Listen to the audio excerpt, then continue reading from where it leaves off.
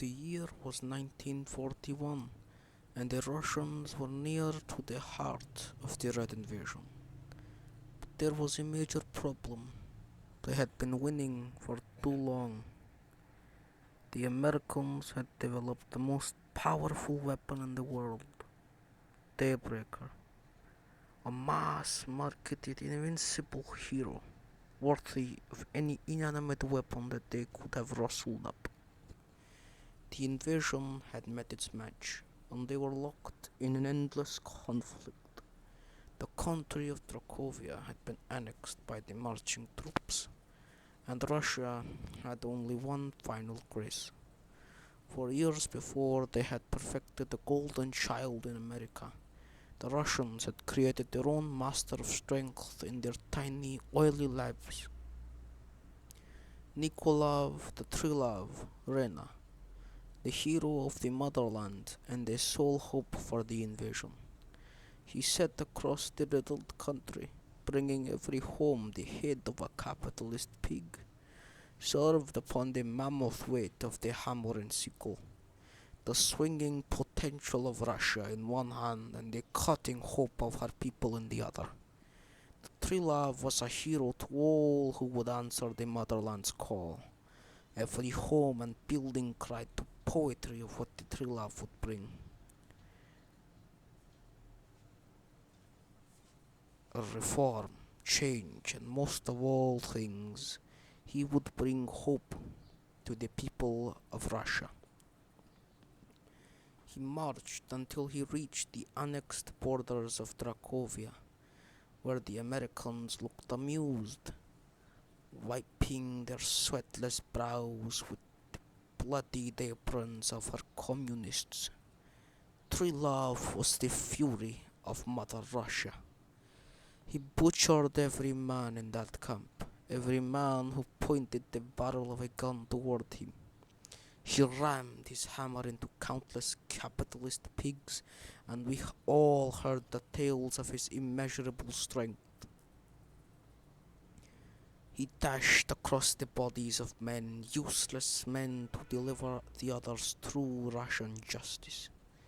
His mask of red, that which concealed his face to his brothers, hid a terrible tragedy, one that the people of Russia could not bear, or what they could not take, but what they had needed. For a war is hard won, and the tragedies are far too large in number to count each out. The righteous Daybreaker folded and soared across Zoraya's dawn, flying into the camp and slamming down upon the Triglav. They fought for 5 days and 5 nights like rattling thunder, continuous thunderclaps that echoed across the cliffs and rocks of Dracovia, that which shook the ground to oblivion. Daybreaker fought him tooth and nail. His eyes beamed brilliant light as he struggled to combat the unrelenting endurance of the Triglav, of Nikolov Rena, son of Russia. He tossed punch after punch, and yet Nikolov stood tall, ready to deliver again. His sickle and hammer, when they broke and failed him, he fought Daybreaker with his bare fists. The golden child of America, one more powerful than all the voices of her land combined, tossed a screaming punch that tore the clouds above, one that tasted of true thunder. The battle was won, and the side was decided in the war.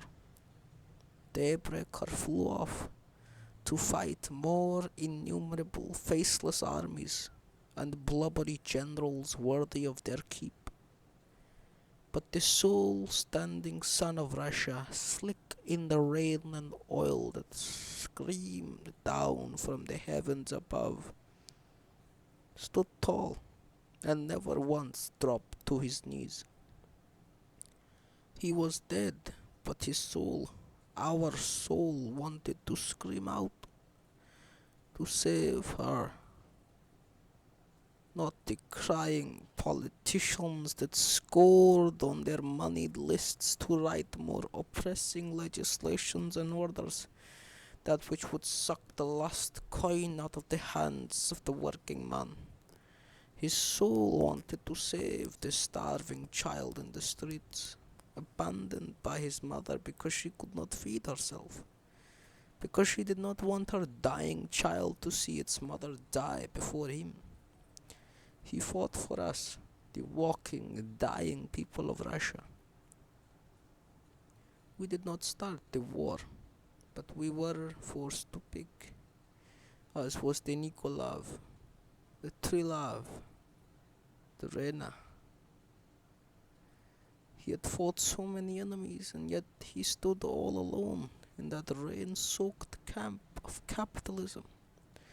The truth was that Nikolov had never agreed with them, never shirked those he was meant to scorn, never been so unkind to any who would be so in turn to him. He was a Marine in the American army before answering the call to Russia. He wanted to impress his daughter so that she would look up to him when they played together. He was the true hero that Russia did not deserve. I think even Daybreaker felt the part of his brilliant heart die when he jammed his fist inside the heart of the motherland. Symbolic or not, blood flew like birds to a hunter. In that moment, Nikolov took off his mask and stood there. He stood until the vultures claimed him, until his body failed him. He was the last true Olympian to live, maybe a descendant of the old gods, a son of wind and earth. No one will know, for the Triglav has passed, and with him he has taken the last good man to grace his daughter's eyes. It is with deep dissented regret that I announce that Russia has failed her son, that one true son of Russia. We have failed Nikola Vrena, and we have failed Triglav, and may we not move on,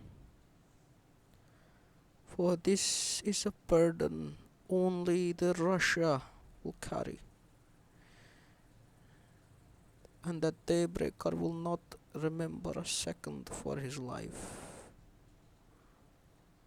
That black and gold son of America and daughter of deep justice, whatever it may be. It is one thing is clear. There is only one thing clear here. The Triglav was a great man. I refer to him by his title because I know that he is a man to remember. I speak his tales in past because I know that we cannot move on. His daughter is here with us today, but she will not speak because she has seldom taught herself to not remember her father. I leave you with these closing words, my friends. If the gods we worship are in this, so thus are the people we talk to, descendants of the primal forces that make our world.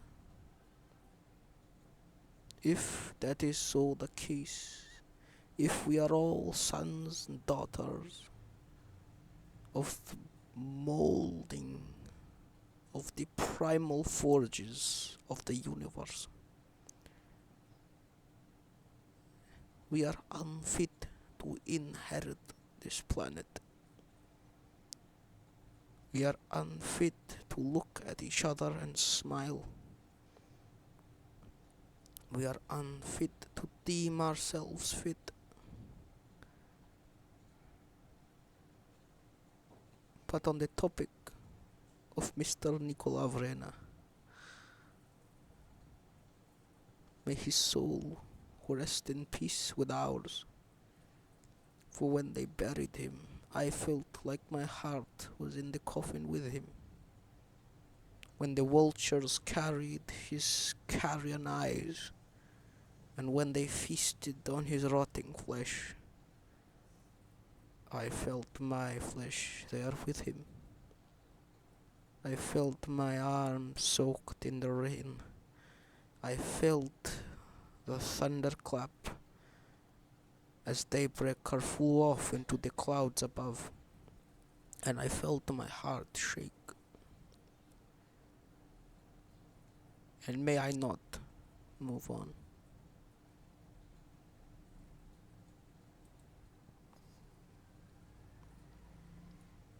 Alright, so that was Olympian. He is a character in my, I guess you would call it, a extended universe. I don't know why I added the extended part, it's just universe. It's my literary device that I use to just make characters, so that was an excerpt, and I apologize for any audio pops or mic pops because I'm just trying to get my creative vision out there to have it physically there for me or for anyone who's just trying to write a book or a comic book or a novel. It's very short as I'm still trying to experiment with what works and what doesn't. And the main thing is that I hope that I get some feedback on this. I don't hope. It's just like I would appreciate the feedback or anyone who wishes to what you call it, express their opinions. But this is just my work, and I hope you enjoyed it as much as I did thinking of it and writing of it. It's just a small fucking story. I don't know why I'm calling it like this, but the story is Olympian, and I hope you did enjoy it. Alright, peace.